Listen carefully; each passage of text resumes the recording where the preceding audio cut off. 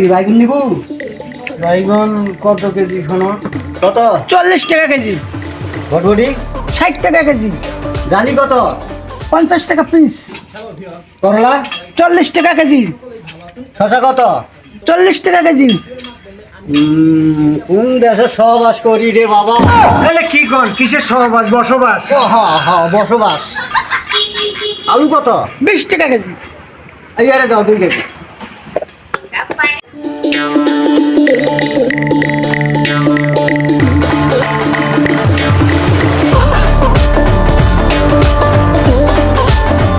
আর কি নেয় যে আনাজপাতির দাম করছেন? আর কি নেয়? খালি আলুই কিনিস মাংস কিনতে তোর পুক্তি ভাড়া। মাংস তোর খুব কিছু